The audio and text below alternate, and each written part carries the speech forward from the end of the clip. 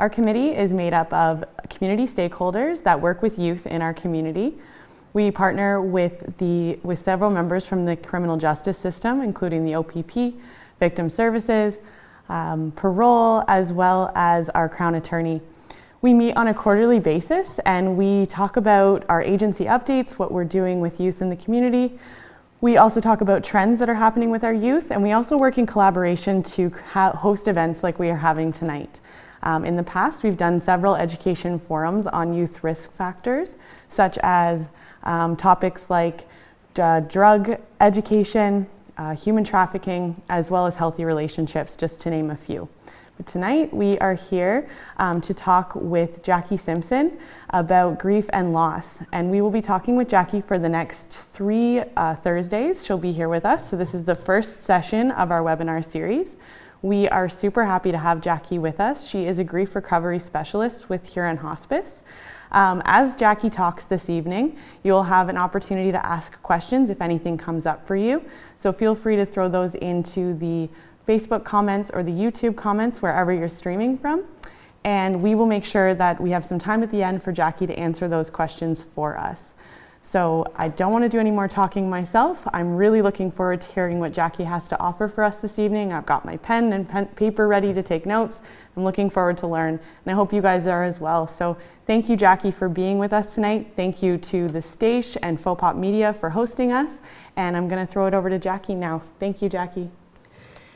Thank you, and welcome for our first night of our 3-part series of understanding loss and its impact in our lives.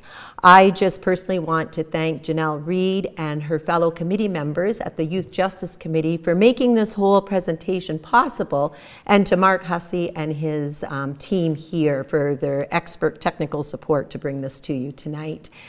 So just a little bit first, just before we start, I'll tell you a little bit about myself. As Janelle said, my name is Jacki Simpson, and I am a grief recovery specialist that volunteers my time with Huron Hospice.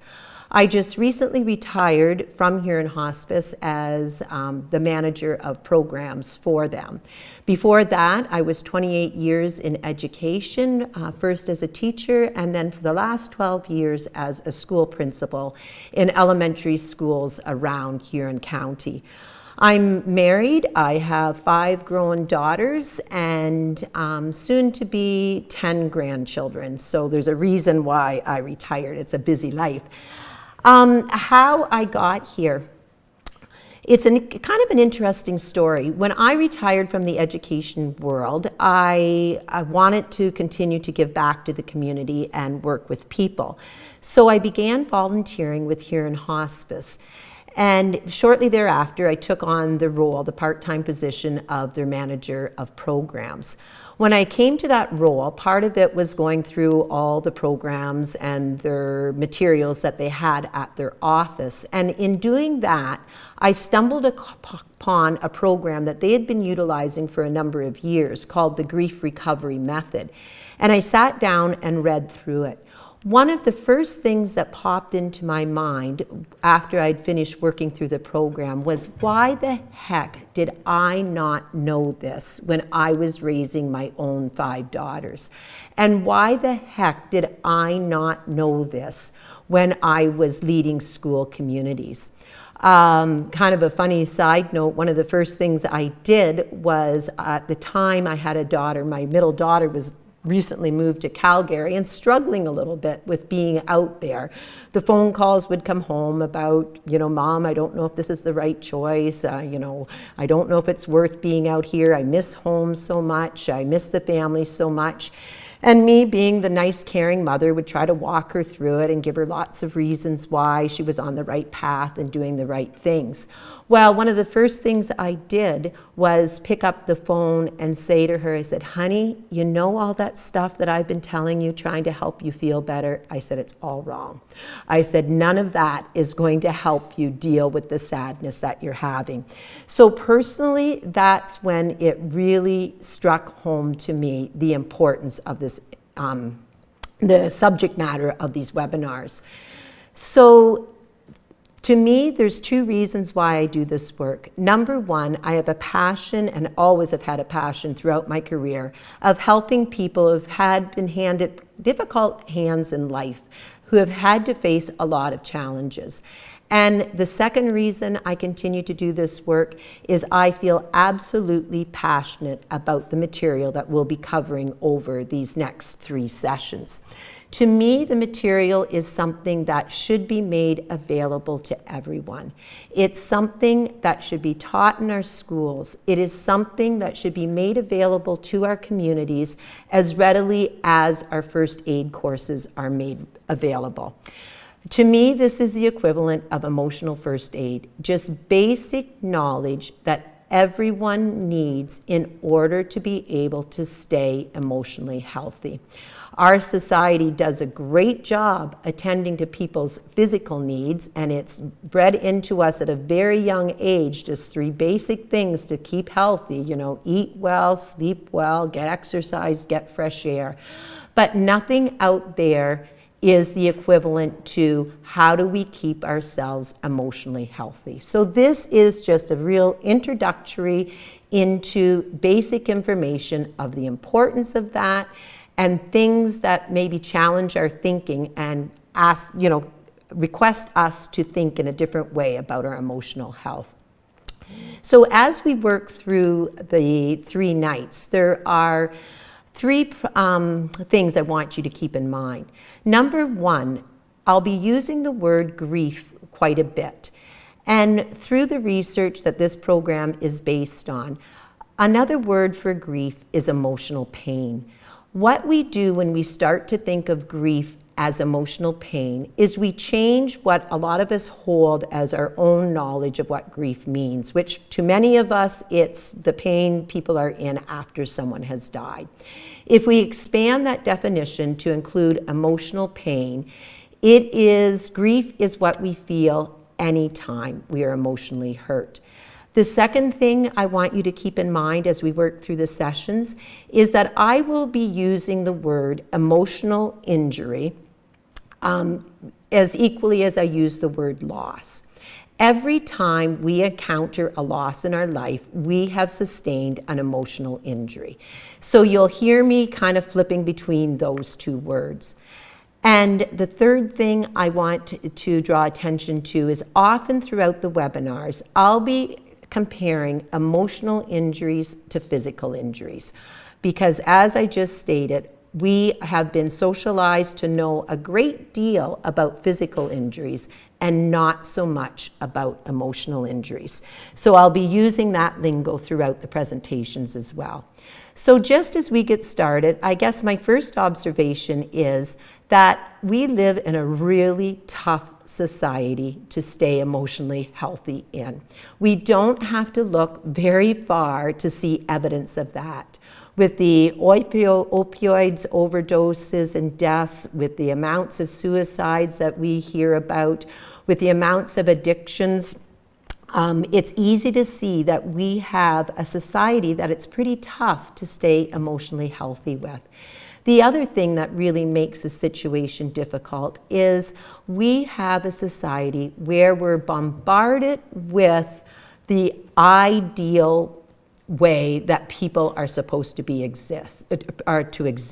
Everywhere we look, on social media, out in our general public, we see the concept of a person having their life together, being a person that has the right car, the right clothes, the right children, the right education, and we see the part of life where things are good. We don't often see the other part where the struggles of life come in.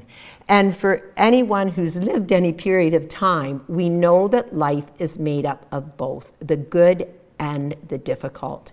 And we have been conditioned to think that there is something wrong with us if we are struggling with one of those difficult times in life.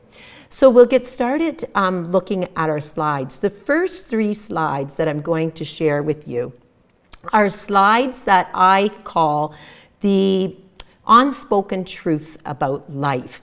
If we know that life is about the good and the bad, we have to be able to recognize that sometimes in life things happen.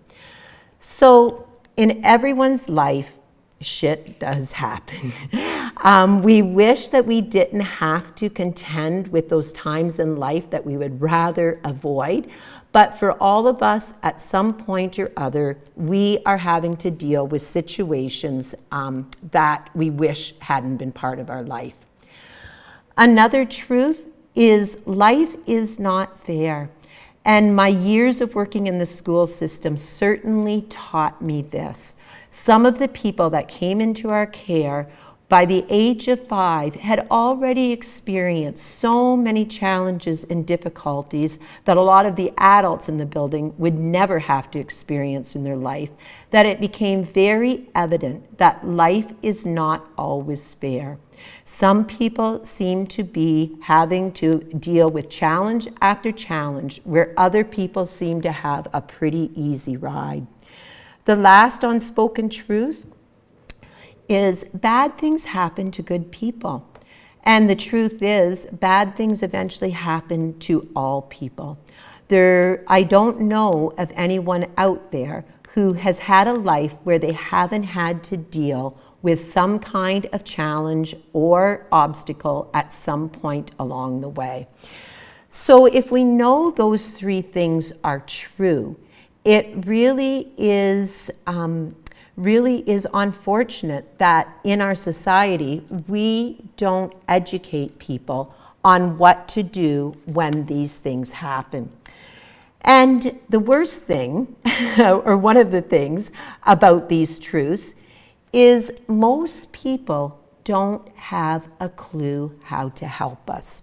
And I'm talking parents, and I'm talking educators, I'm talking a lot of really good people. And a lot of people out there are very caring and very loving and very worried about the people going through the obstacles or the challenges.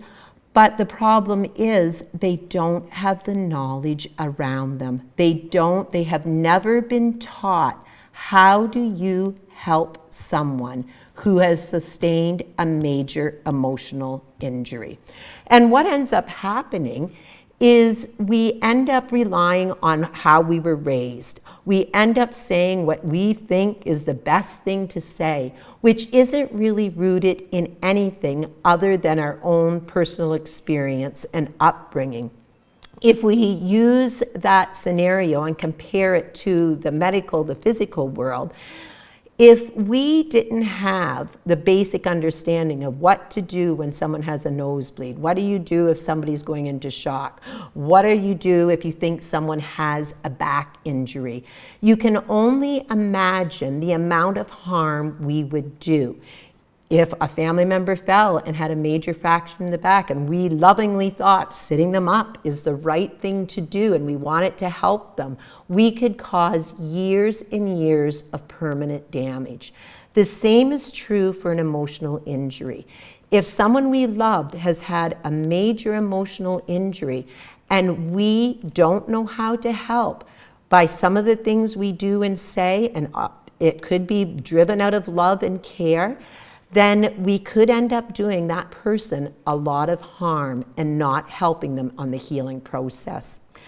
So to get started, the research from the Grief Recovery Institute, where the majority of the information for this webinar series comes from, has identified that there are over 43 types of losses that a person may or typically experience or could experience in life. And this is just a sampling of some of them.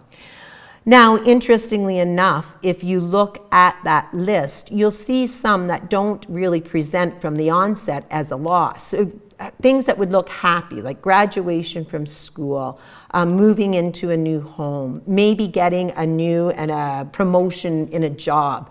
And you kind of ask yourself, how can that be considered a loss? Well, the way to look at it is if you take the example of graduation from school. A person has had a successful high school career and they're off to college or university. But at that same time, they had a fantastic high school experience. They had great friends, they were well liked, they were involved in many extracurriculars. It was just a really safe and happy place. And they become a little bit nostalgic about leaving that. And so part of the going forward is the leaving behind of a part of their life that they really cared for. So that's where looking at it as a loss it's also a happy, but it's also a sad time, kind of a mixture of both. The example of moving to a new home is another example. Someone has been saving all their life to move into their dream home, but in doing that, they're leaving a home that they had lived in for the last 15 years, where they had raised their family, where they have so many positive memories. So even though the event itself is very happy, it triggers a lot of emotion and sadness about that period of time that they're leaving behind. So we have to look at losses in that light, that some of us can have emotional injury even from a positive experience. The other thing to remember when we're talking about losses is very rarely does a loss occur in isolation. Generally, for a major loss, there are going to be other secondary losses that accompany it. Let's say you get let go from a job that you dearly loved, either fired or downsizing or something, and you're let go. That, of course, is the first major loss.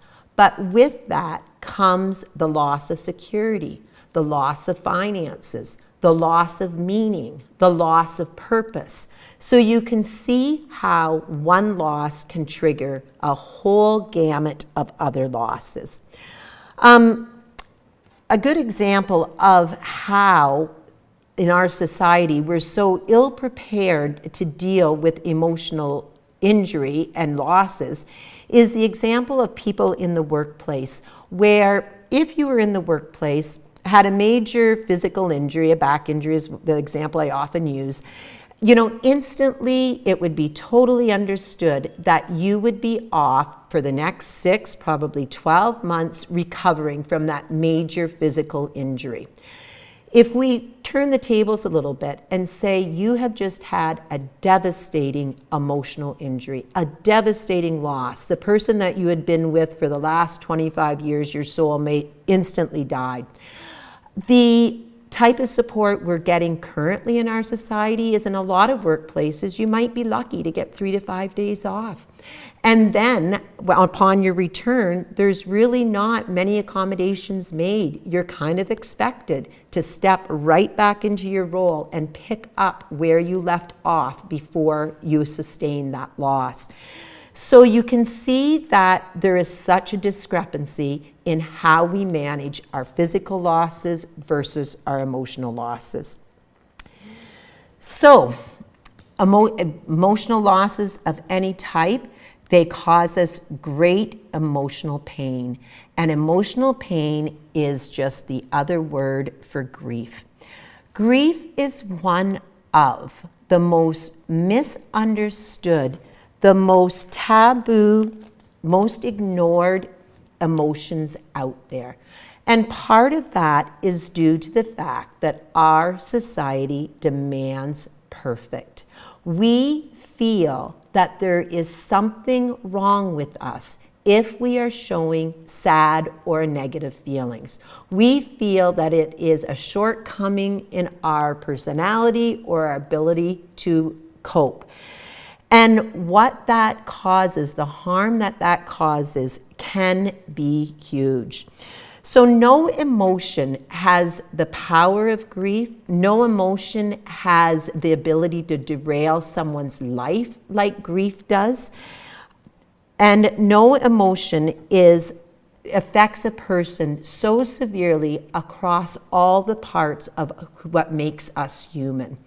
Grief affects us not only emotionally, but physically, intellectually, socially, spiritually, and it is pervasive into all those areas. Grief is something that has been ingrained in us to stuff away and hide away. The research has shown that by the time a person is 15 years old, they have heard over 23,000 times, it's not okay to be sad, or not to be sad. I can almost guarantee that a person by the time they're 15 years old has not heard over 23,000 times not to be happy.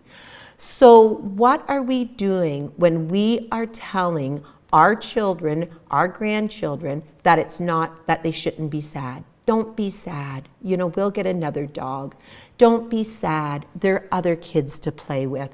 All that we end up doing is creating this this division between what the person is feeling and what they're being told. And what that leads to is the person saying, okay, my loved ones are telling me I shouldn't be sad, so I better stuff it down and not show it. The thing about grief, which is very, very sad, is that it's cumulative and it's cumulatively negative. That means if you don't process your grief and work through it, it's not going to go anywhere. It's going to stay stuffed down inside of you, and like I like to say, it's just like goo inside of you. Unresolved grief is like the cancer of the emotional world. It doesn't go anywhere. And as new losses come along and you fail to process them and you just stuff them down, then the grief inside of you, the goo inside of you, just grows bigger and bigger until you get to a point in your life that you're only able to be a shadow of the person that you are meant to be, because you are carrying so much unresolved grief within you.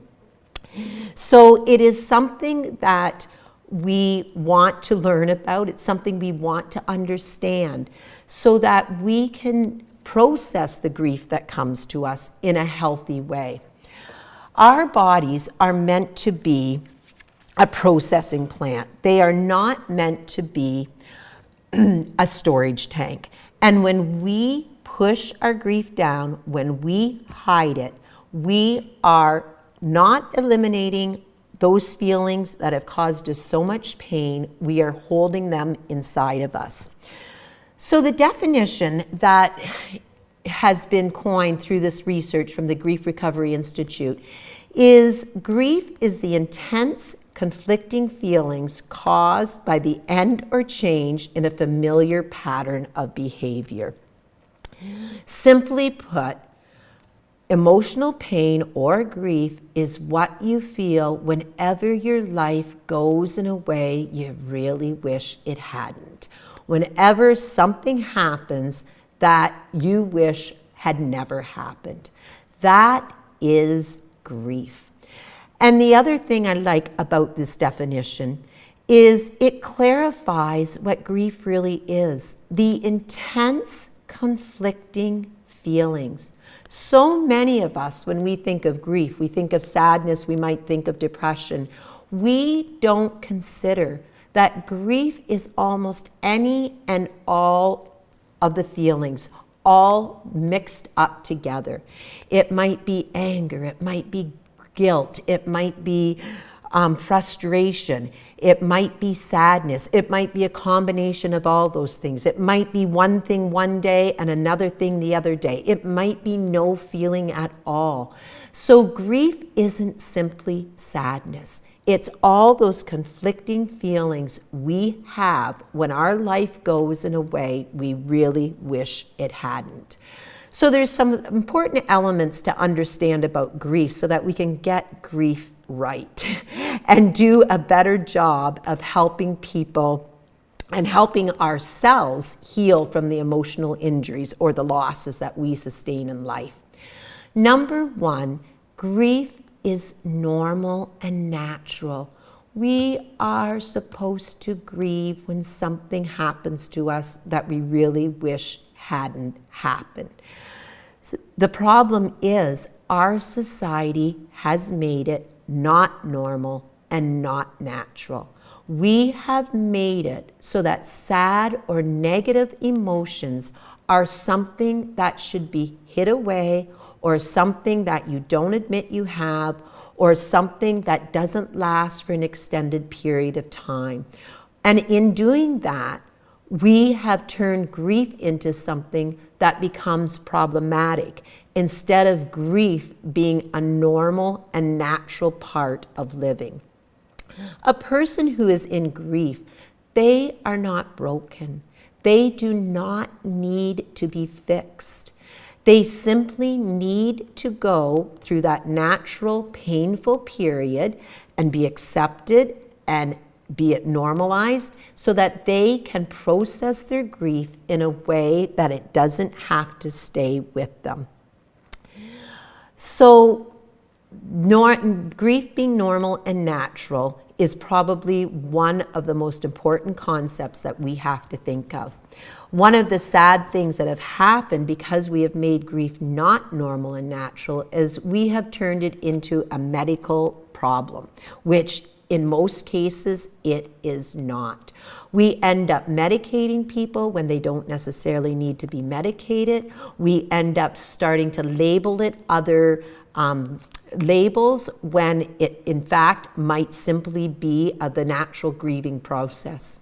So moving on, the other thing that we need to remember about grief is that grief is very unique in many ways.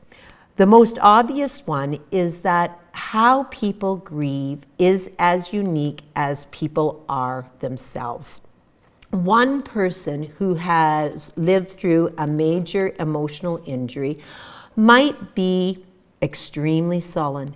They might cry a lot, they might isolate themselves, they might not talk much. That might be their way of working through their grief. The next person might be outside exercising all the time. They might be off visiting friends. They might be talking to a lot of different people. They might be finding humor in things. And what ends up causing problems is one person who thinks their way of grieving is the way to grieve begins to put that on to the other person and starts questioning the other person and saying, you know, why aren't you showing that you're sad, or why aren't you grieving the same way I'm grieving? It's so important to know that everyone grieves their own way. The other part about grief being unique is we have to be so careful never to analyze, judge, evaluate other people's grief. We have no right to do that. Unless you have walked in another person's shoes, you have no right to judge how or what they grieve about. So an example of this that I can share is perhaps two people are dog owners. The first dog owner has a great love for their dog. It is truly the man's best friend. That dog is with them every step of the way. The last living creature that the person talks to at night, and the first living creature that the person talks to in the morning. And it's just an integral part of that person's life. The next person, who is a dog owner, really doesn't like animals. They bought the animal to keep their kids happy. And the two dogs end up getting killed. The one person who is not a dog lover is no big deal. They're not grieving at all. They just think, yep, that's life. The dog comes, the dog goes. And they have very little grief. The second person, who had a great relationship with their dog, is absolutely devastated.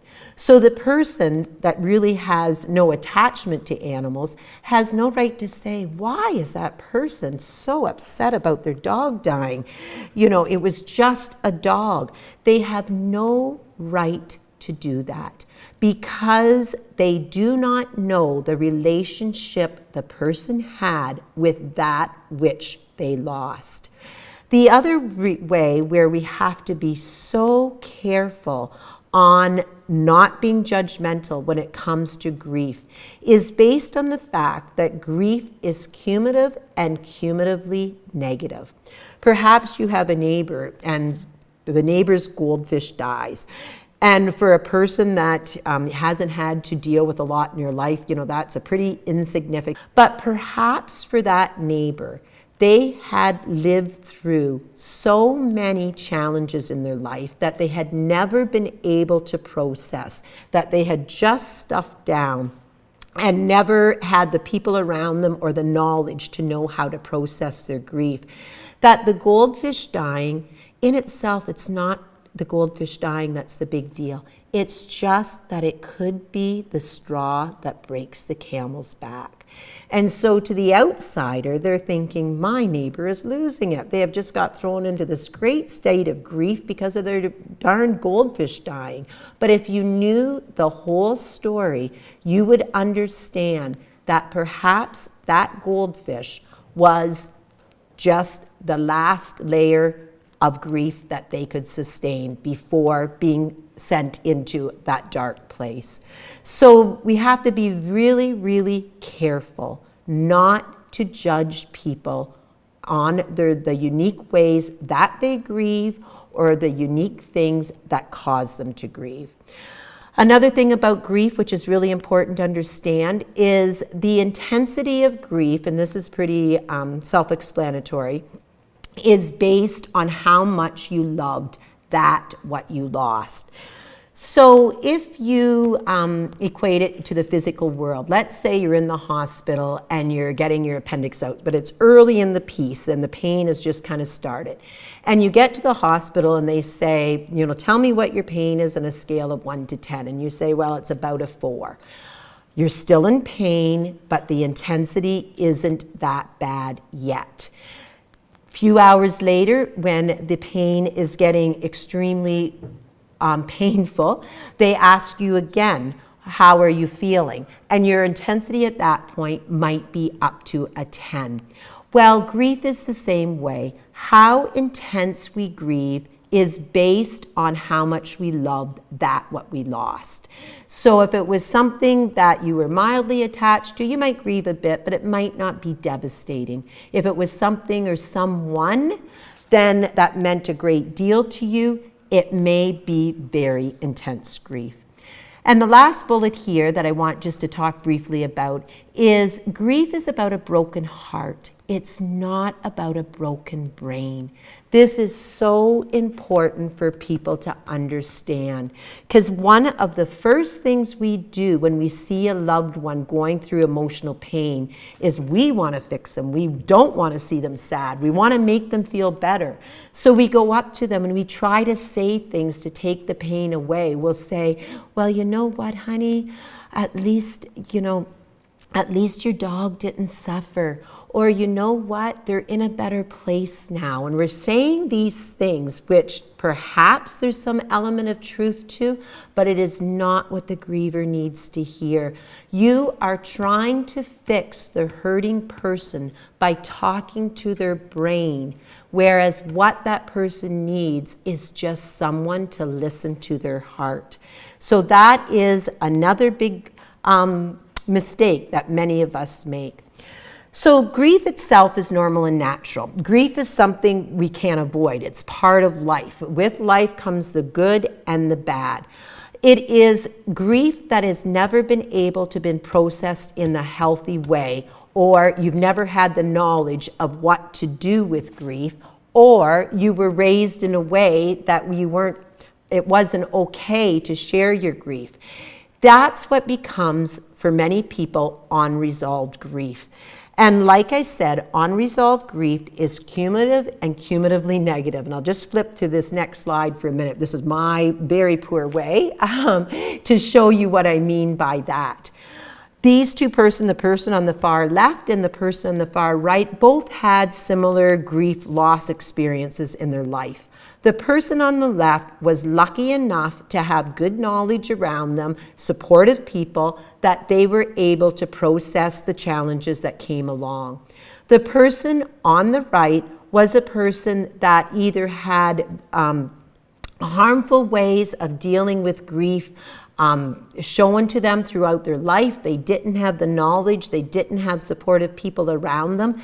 And what ends up happening is, like I said earlier, that grief just accumulates and keeps growing and growing. What we want to be able to do is equip people with the knowledge and skills so that they can live their life more like the person on the left. Where, yes, the experiences will always be part of your lived experience, but they're not diminishing you as a person. They're not preventing you from being the person you're meant to be. So going back to unresolved grief, when you're functioning like that person on the right, when you have so much unresolved grief, it often begins to get mislabeled. You start to show symptoms that are similar to clinical depression. You might be showing symptoms of an anxiety disorder. You might be showing symptoms similar to attention deficit. And this is where, if I could go back into my school career, I would be looking at situations through much different lenses when I was dealing with the students in front of me. Perhaps some of what is presenting as these conditions might be because this person in front of me is carrying a lot of unresolved grief with them. Other things about unresolved grief that we need to keep in mind is often what becomes the goo inside of us is the stuff that we never had a chance to say, or things that we wish had gone a different way, had been better, or had been different. Things that we thought about a lot, but we've never said to another human being. Things that we wish we could have done, maybe regrets we had, things that we wish we would have told a person and never had the chance to. Those are the type of things that cause the goo to roll around and grow inside of us, because our brain has an interesting way of doing things. Our brain loves to have completion. It loves to have things completed. When we have a bunch of unresolved grief within us, a bunch of thoughts and feelings that we've never been able to process, our brain will keep going back and revisiting it because it's incomplete. It's not finished. And so that's where, when we wake up in the middle of the night and the thing that pops into our heads are regrets we had or things that we never got to do what we wish we could have done, that's when that turmoil rolls around inside of us. Things that keep unresolved grief locked inside of us, this comes from a book called Option B, is they say 3 Ps will keep us caught in our grief as well, and will keep the goo inside of us still there. And it was, the first P stood for personalization, where we believe, where we think of all the things we should have done. I should have done that. I could have been better. Why didn't I act in a different way? Where we take on a lot of those regrets and things that we wish we had done, or I should have been a better wife, or I should have been a better friend.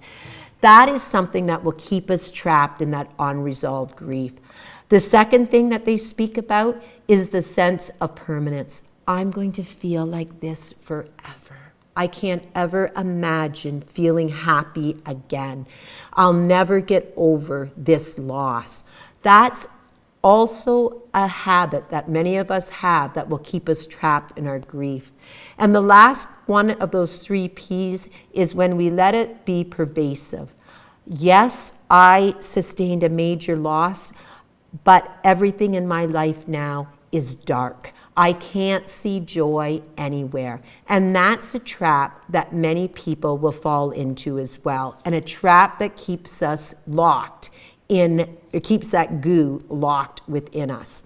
So it's the unresolved grief what causes the problem. Grief itself is something that comes and goes in life, and if we have the knowledge and skills to process it in a healthy way, it doesn't have to stick with us. So some common responses to grief, and we'll just look at this for our last few minutes together, is we already talked about grief being unique. And our responses to grief are every bit as unique as are each individual self. The first two are kind of universal responses.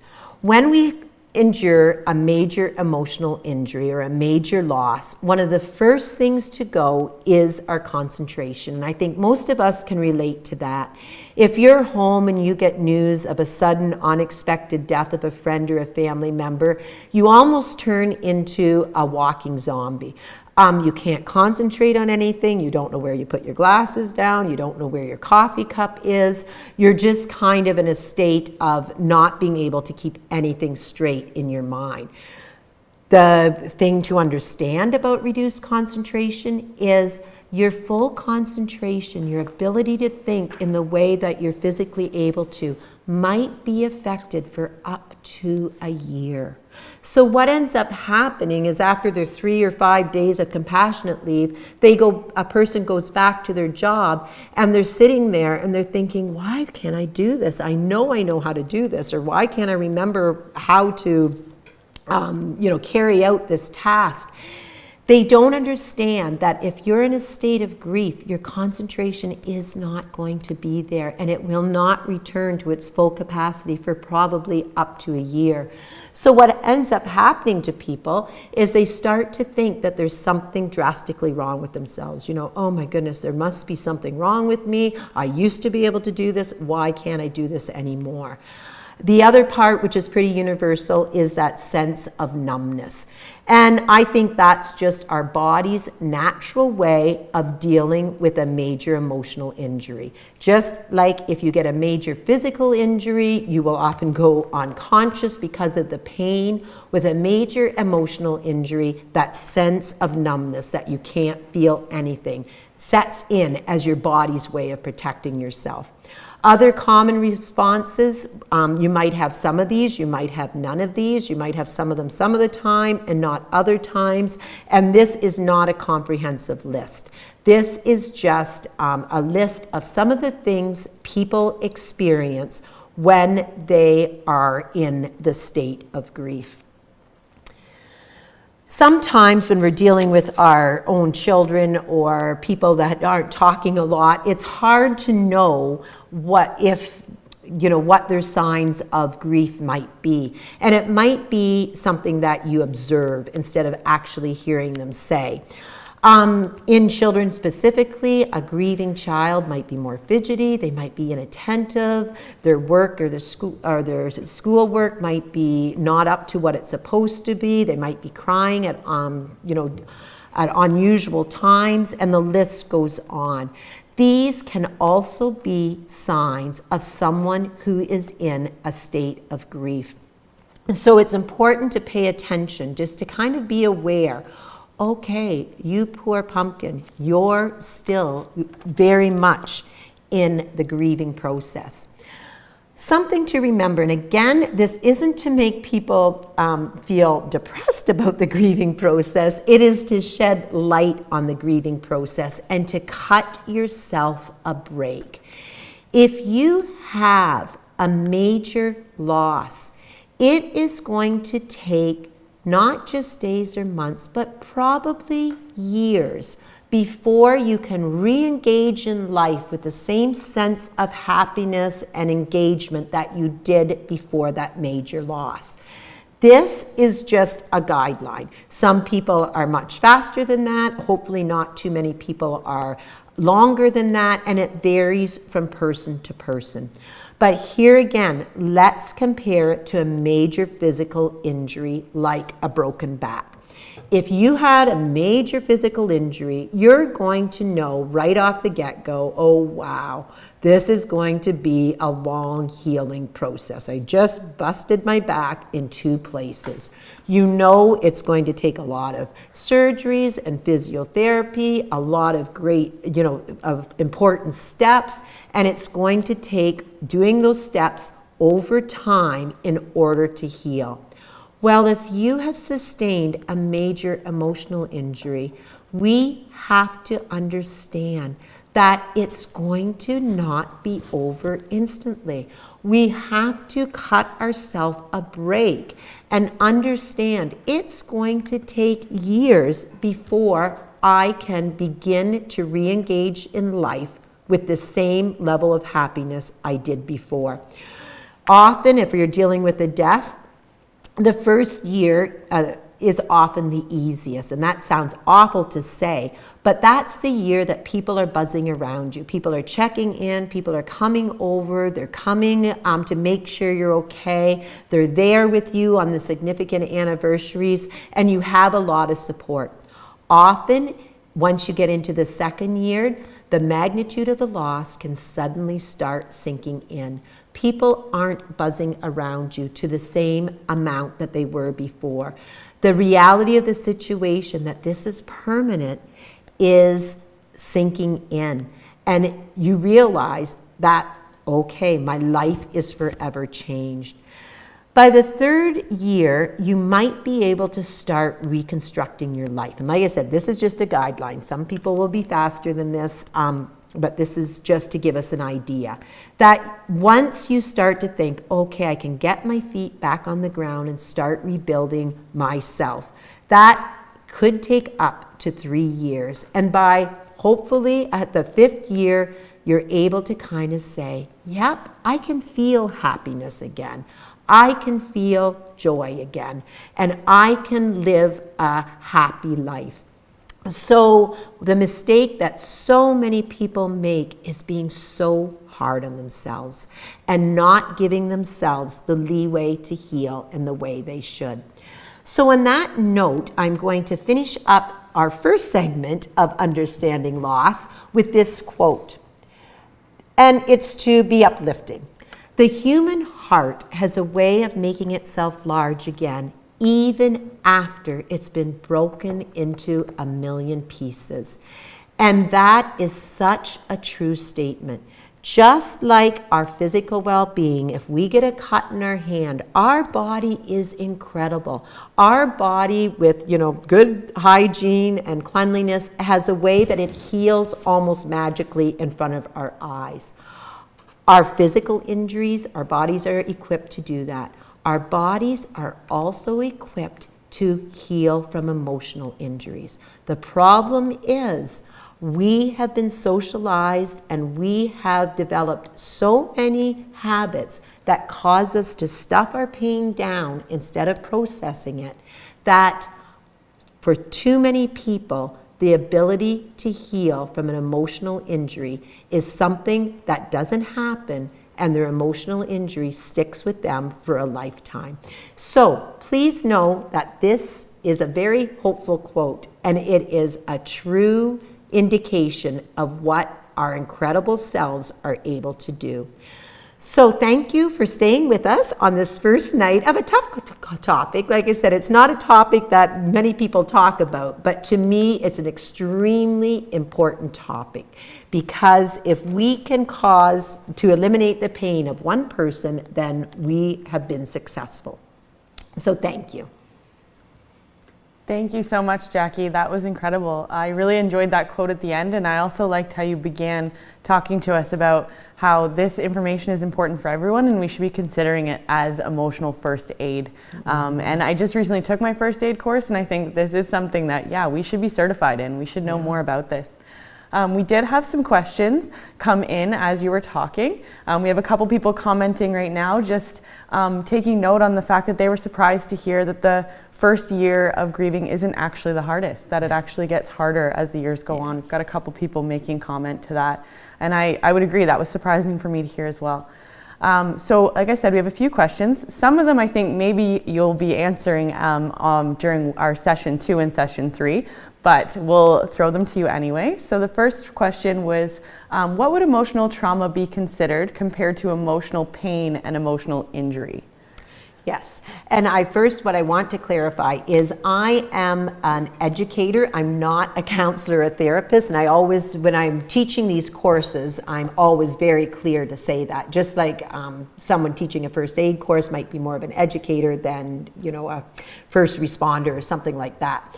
But the way that I have learned through this work in grief recovery is there is a difference. The way that trauma and grief, they are connected in a really interesting way.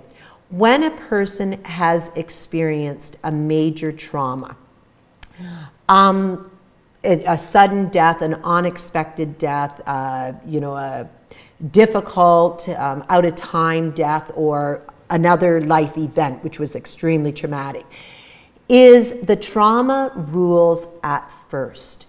The adrenaline is running, all those things that happens in a body when a person has experienced a trauma are extremely high for the first 6-8 weeks. And there again, that's your body's way of giving you the energy to be able to get through those first few days and weeks of living through such an emotional injury. So the trauma stays high.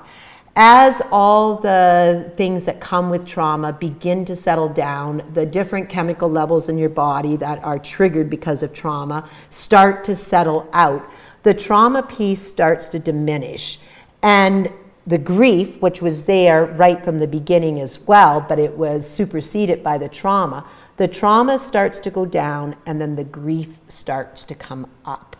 So what a lot of people find is they hit their worst grief sometimes 6-8 months or weeks after the event happened, because there was so much adrenaline, so much going on for those first 6 weeks that the body does just to get a person through, that the real grief doesn't sink in. And I'm just going to take this moment to clarify for that first year is dreadfully hard because it's the year of first, the first anniversaries of the person's birthday, or the date that your anniversary, or the first summer not with the person, the first Halloween without a person. So that year of first is definitely hard.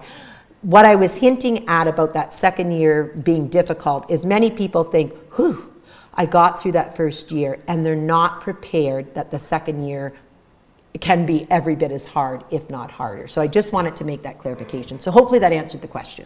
Yes, thank you, Jackie, and I appreciate that clarification. I think that'll help our viewers. This next comment or question, the viewer stated that I had to explain to my 3-year-old daughter that her dad had passed. We talk to her about him all the time. I told her that he's in the sky looking down at us. Do you have any advice for how to help my 3-year-old? Yeah, like I said, I always have to preface that, I am not a therapist or a counselor, but an educator. I taught kindergarten for 16 years in my education career too, so I am familiar with those little people. The biggest thing that you can do, and there's a book available, and I'll make sure to share this information at the end of our 3rd session. Through the Grief Recovery Institute, there's a book titled When Children Grieve. And what that book teaches is the most important thing that you can do for your child is just to keep the lines of communication open. And the way in the book it models to do that is absolutely you keep the memory of the person alive in a healthy way, such as, oh, you know what, we're having hamburgers tonight. That was Dad's favorite supper when he had hamburgers. Or, don't you remember, or, wasn't it fun when we used to go fishing with Dad, or whatever. Keeping the memory alive in a healthy way is always a good idea. If you suspect that your child is sad, thinking about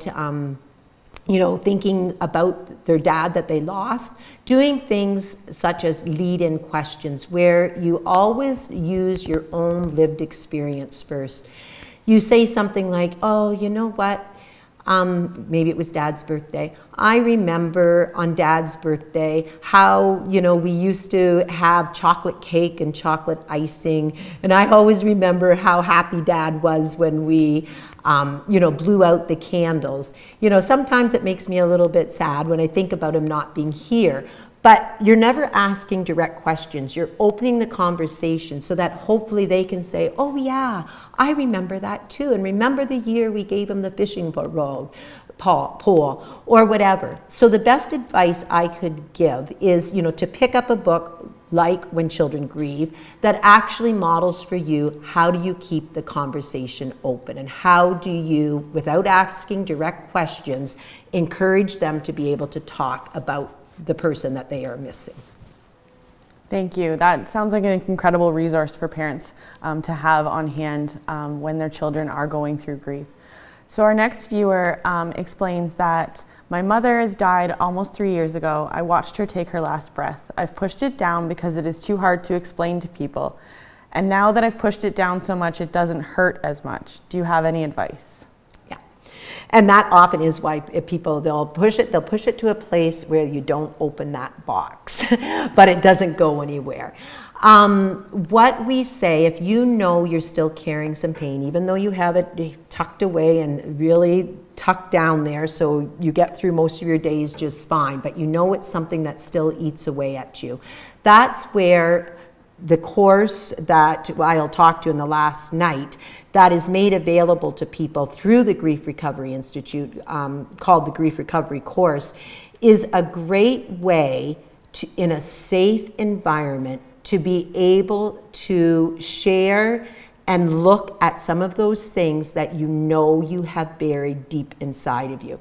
Because the course such as that does the education piece, some of which I'm sharing through this webinar series, first educates the participants in it, and then it provides a safe environment where you're not with friends, you're not with family, you don't have to worry about what you share or what you talk about being out there as common conversation with people you use.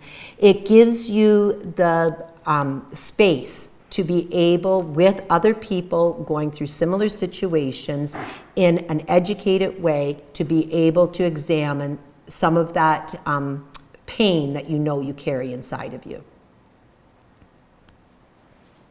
Thank you, Jackie. And I look forward to hearing more about dealing with that in our next couple sessions, as well as hearing about the courses that you teach. It's a great resource that we have in our community with Jackie here. The last question was someone asking they would love some helpful tips on coming to terms with the loss of an infant due to SIDS, as SIDS does not have any explanations or answers for why it occurs. Yeah, that's a tough one. And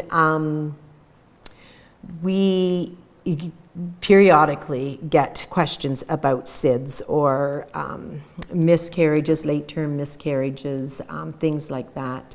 Certainly, it is a huge grieving experience, a very unique grieving experience. And there are the grief recovery method, the process, is good for anyone dealing with any type of loss, but it's sometimes very comforting to be able to be with people who have also gone through a similar thing.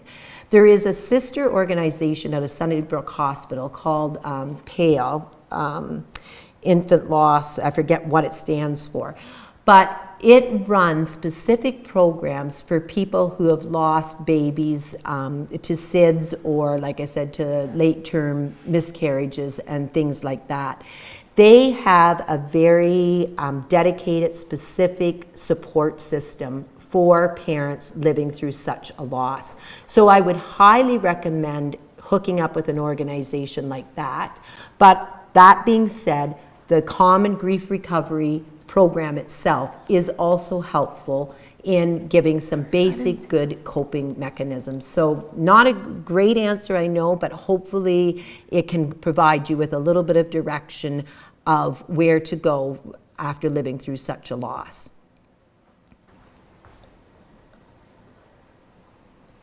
Okay, so, are we back on me? Awesome. I see that there's some questions on YouTube that didn't come through while we were talking. So is there anything you can do or say to a grieving individual that is helpful? In other words, are there any kind of alternatives to they're in a better place, or at least they didn't suffer? Yeah, and we're going to be talking about that, I think, in next week's session, so we can get into that in much greater depth.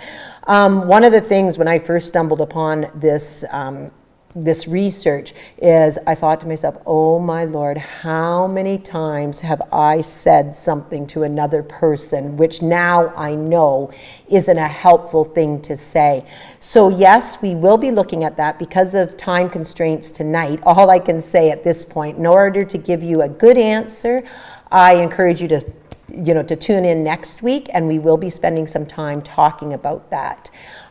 Because one of the figures that I will share right now, and I don't think I already said it tonight, but I'll say it again anyways, is what the research has shown of when a person goes through a major loss. There's 141, and I don't know how they come up with these exact numbers, but 141 things that person is likely going to hear from people that they encounter. They say out of the 141 statements that are probably going to be sent your way, only 19 of them are actually helpful. 85% of what people typically say actually leads us to a point that we better suck it up and we better bury it down.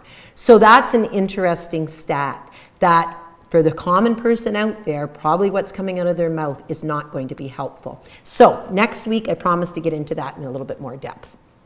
Perfect. Thank you, Jackie. And then another question from YouTube as well, saying that I'm one of those nice people that bad things happen to. I've experienced significant family deaths in a short period of time and numerous job grief situations that are out of my control. My question is, how do I get over the anger, let go, and forgive? Yeah, easier said than done. And that is all very normal and natural to be feeling those very intense feelings. The way that you are able to get to a point that you can let go, you can forgive, is by processing it. And that requires, like I said, in our county right now, the only program that we have out there is what Huron Hospice offers through the grief recovery method, which is a good starting point.